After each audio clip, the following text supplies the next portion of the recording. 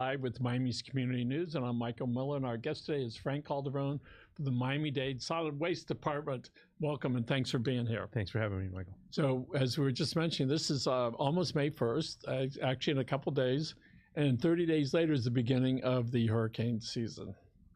And there are reasons for that. It's just that people just didn't say June 1st sounds like a good day. But that's when the weather cycles change, and we see what's going on with all those tornadoes, like horrible stuff, right? Yeah. Lots of damage in an instant. We're sort of lucky down here. We get to know we're about to get plastered, all right, then not. Well, let's talk about what people can do in preparation of the hurricane season as far as debris around their homes.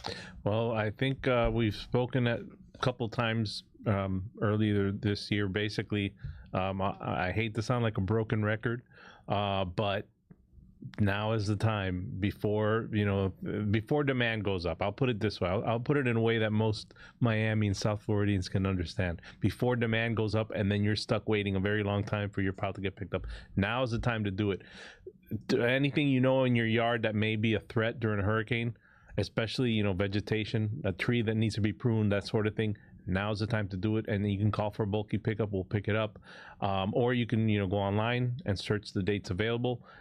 But yeah, now's the time too. If you wait till the last minute, it's going to be harder to get. So people can call 311 and the operator will help them, or they can go online, Miami-Dade Solid Waste, Miami-Dade.gov/solid waste. And you can go on there, and it's really simple, really simple. I've used it a couple times, and it's great, very visual, very intuitive. Which is you see a picture of a house where you can leave the garbage, what kind of stuff is it, and then you can pick a date. Exactly. You have the pull-down menu with the date now, which we didn't do a couple of years ago, and you can see what dates are available, how far in advance it's available. That's why I say now is the time to do it before, hopefully, heaven forbid, a storm. And so it's sort of like a calendar. They say we have an opening here for 5 openings, et cetera, and you put in the information. They send a confirming email that that's when it's going to be there, and then they tell you when you can put out your garbage. Yes. Typically, it is 3 days. 3 days before. In advance. And as I mentioned before, I got the note. Say this is when they're going to pick it up. I had our landscaper who actually waited because he wanted to continue doing work with us. So he waited until he was able to do that. And they came out and they picked up perfect. Nice guys. And when I was sitting there, they probably thought I was like a supervisor. I'm sitting like 20 feet behind, and I didn't try to get around them because they wanted to see. It was great. They pick it up so gently, and they put it in there. On the average homeowner, all homeowners are entitled to 225 cubic yard pickups per year.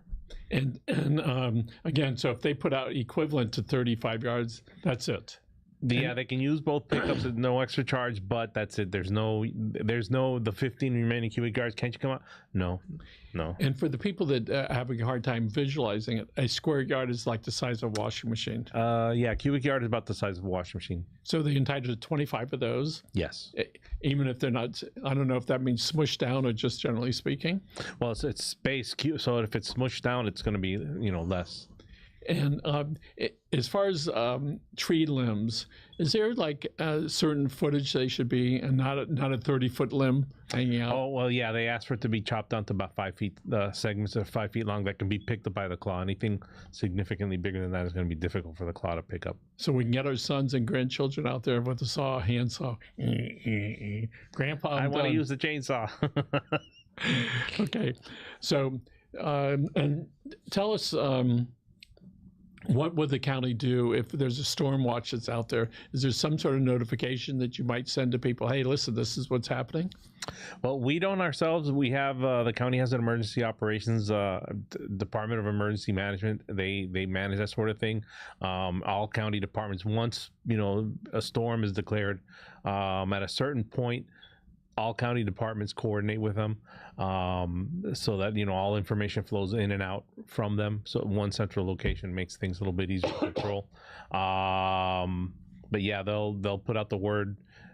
Probably have press conferences. The mayor will probably be part of the press conference, and more than likely, and then we'll be working with them, and we'll put out the word through them as far as like bulky waste and the TRCs, because we tend to keep them open as long as possible.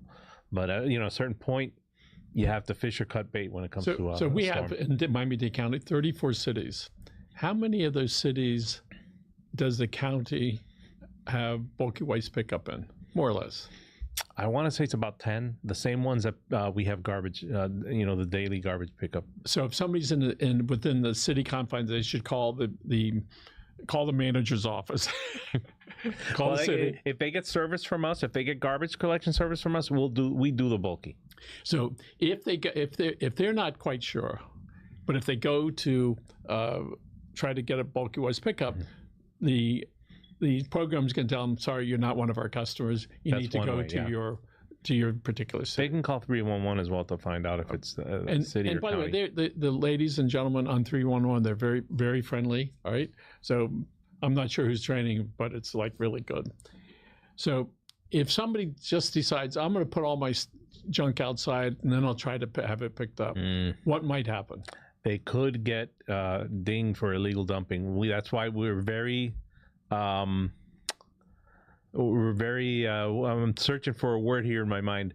Very insistent that you set up the bulky appointment first, whether it's by phone call or online, however you want to do it, but that you set that up first before you place the stuff outside. If you place the stuff outside before, the enforcement officer for the zone may see it, may not see that there's no record for bulky waste pickup or request for bulky waste pickup in the system, and boom, you might get hit with a fine. Okay, so, and let's talk about some of the things that they should not put out front for bulky waste pickup. What are some of the things? Well, home chemical type stuff, paints, things like that. If the paint is dry, that's a different thing. They are allowed to put a mattress out there. It does have to be covered with plastic wrap of some sort. You can buy a mattress bag at a store with a storage place, or a store where they rent moving vehicles like a U-Haul, stuff like that. You can put, I think, up to 4 tires. Can't put more than that. You can put, off the top of my head, I don't remember how many cubic yards of demolitions, construction demolition debris.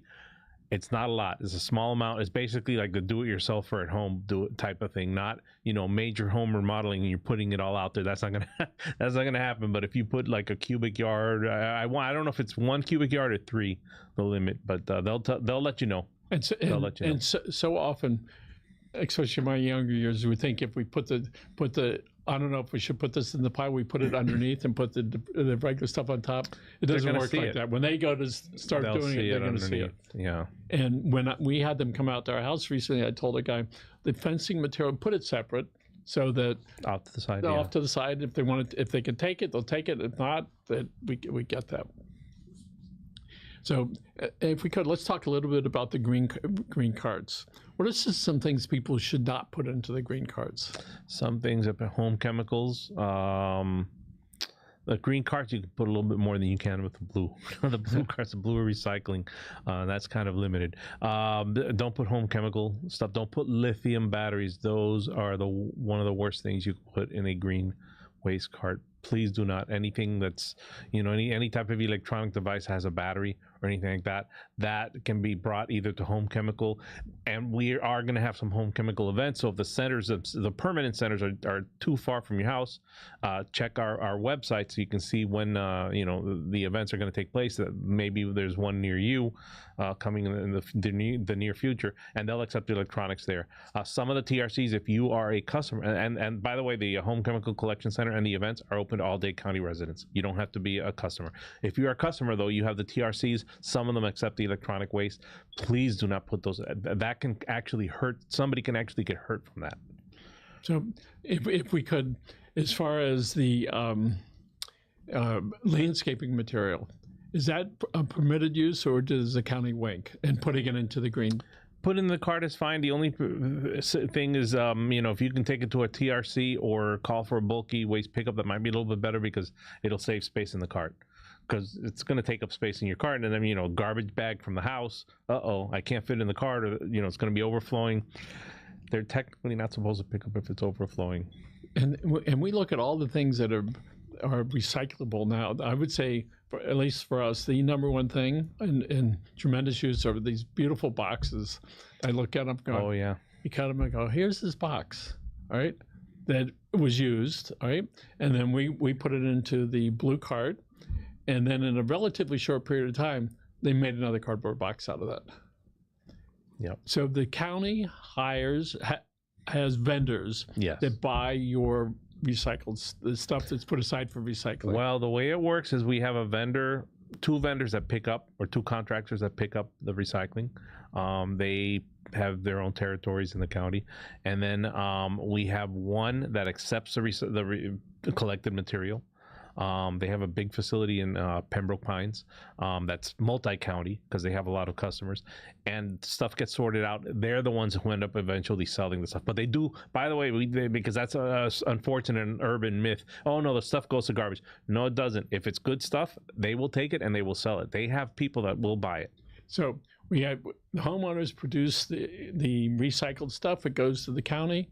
I mean, the vendors pick it up, they put it on the floor somewhere, they sort it out, then it goes to this big clearinghouse, and then their customers, who actually reduce the product to some sort of form that they can use later, they take it. And so glass gets recycled, cardboard, right? Yes. Plastics. Plastic bottles. Bottles. Again, those brown plastic bags that we get at the grocery store, we don't. Not in our program. They can be recycled, just not in our program. Don't put them in a blue cart, please, because what ends up happening is when the stuff goes to the facility I told you about, they have a series of conveyor belts that separates out the stuff, and those bags get wrapped up in the gears and just and I think gum everything up. A great experiment that is very visual. If somebody goes and it gets like 20 of them, circle, tie them in a knot so it's all knotted, and then make a line. And now you know why it jams up those machines. Yes. Play tug of war with your dog or something and watch.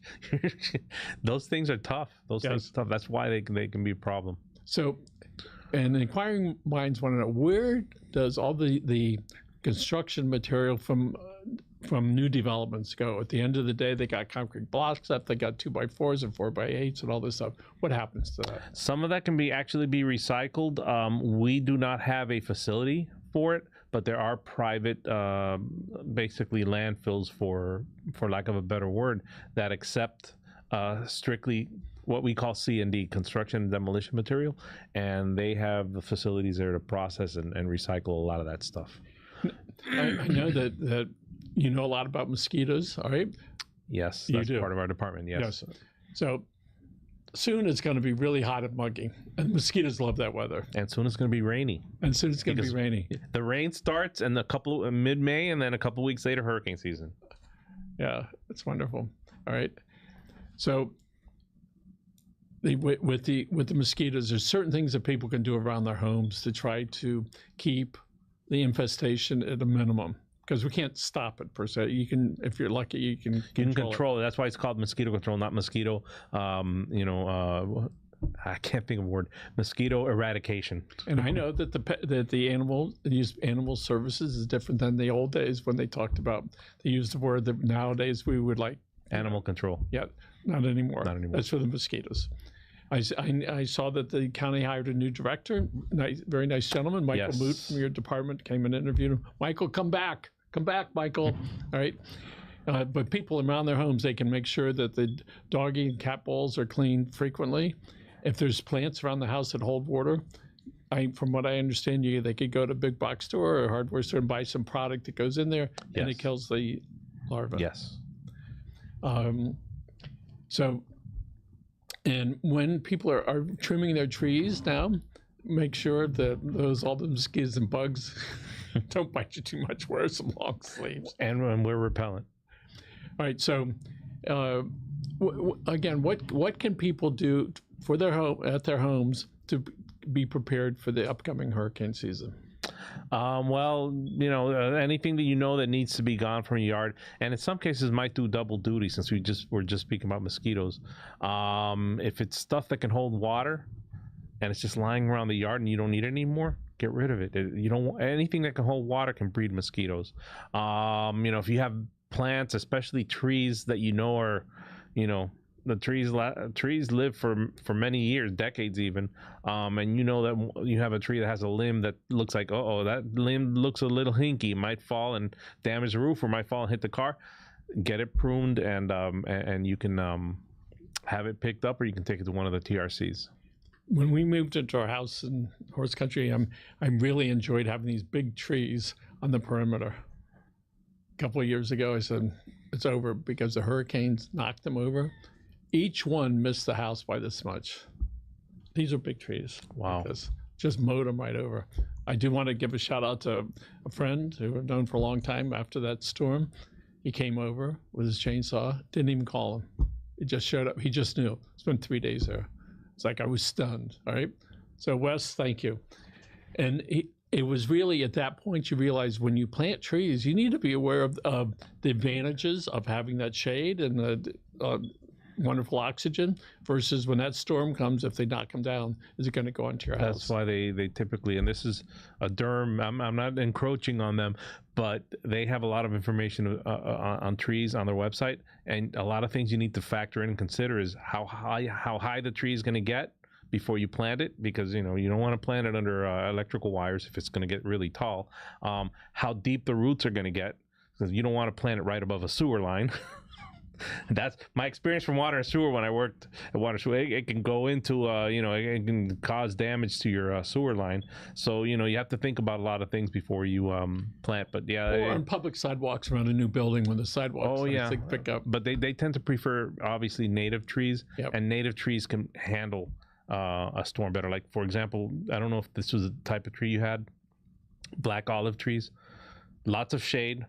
Just don't park your car underneath it because the little black, they're not really olives, but they can, just leave nice stains on your car.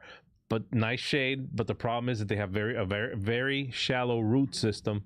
And when you get a really strong storm, it can knock them down. So if people are wondering about all that, they can call an arborist to come out to their house, or a professional they can do guy. that, or at least do some research. They can go online. Durham's website is pretty good, has a lot of information on native trees, and they still have the Adopt a Tree program going. So. Oh, good. I only want one that goes this high. Well, that's what they start like, but it's like having a a pet alligator. You get a little baby alligator. Oh, it's so cute and so little that it gets gets big. So let's talk about jobs at Miami-Dade County, specifically in the solid waste department. Do you have any openings today? Yes, we probably do. I don't know what they are. I haven't looked at them to see because they're updated on a weekly basis. I don't know if we're looking for we're looking for drivers all the time. I just don't know if they've announced driver positions now. But the website for that is miamidade.gov/jobs. And it's not just our department. There's all kinds of departments hiring at the county right now. And drivers, men, women? Yes, right? Drivers, men, women with a CDL. And I think they ask for a couple of years of experience driving the truck. They'll teach you the specifics of the garbage truck. You don't have to worry about, but I've never driven a garbage truck before. That's fine. They'll teach you the specifics on that. It's a little, there's a little bit of a learning curve because you're driving on the right-hand side instead of the left-hand side, and you've got to operate a joystick with a mirror to pick up the, it's if you're good at video games and you like to, and you can drive, it may be a good job. So my wife a couple of years ago said, you have to learn to back up with the camera. I said, okay. First time, right out the driveway, ran right like the car, $2,500 damage. Yikes. Yikes, exactly. So I don't back up there anymore. I open the other gate and go out. So, but they'll train them on how to do it. It's 4 days a week. Wednesday off. They work 4 days a week. If they have to come in on a Wednesday, they get paid overtime. If they have to work on a holiday, they get extra pay. A lot of benefits, a lot of opportunities for overtime. So we know we have some holidays coming up. Yes. Memorial Day, right? Yes. Which is the end of May. Yes. Are there pickups that day? Yes, on that. The only holidays that we don't pick up garbage, there's only 3. Martin Luther King Day in January, which is always on a Monday. July 4th, Independence Day, and Christmas Day. Now, July 4th and Christmas Day are the 2 days that are, they can be any day of the week. Okay. So, and if that is your pickup day, they will be back the next regular schedule. Day. Yes. All right. If somebody needs another can, if they can call up, they can order. They can call. There's no charge now for the green. Well, for the blue, there's no extra charge for the recycling. If you're a heavy duty recycler, you can get an extra recycling cart. For the green, there is an extra charge, a yearly charge. I don't know how much it is right now. I want to say it's in the neighborhood of about $150 a year. And that's because you're getting extra garbage. You now have double the amount of garbage your next door neighbor has. So, yeah. So it's really for the service. There's the container, and you got to service that extra can gets picked up. Yes. One time extra a week. Well, it gets picked up both days.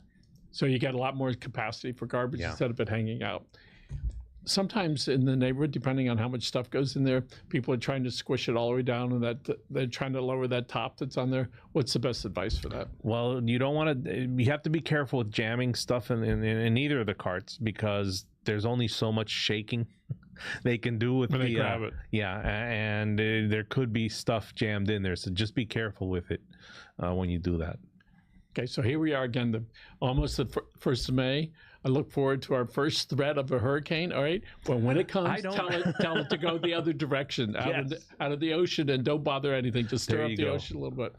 Frank Calderon, thank you so much for being here. Appreciate it. Thanks. My regards to your family. Again, thank you for joining us, and Michelle, thank you and Gerald for producing the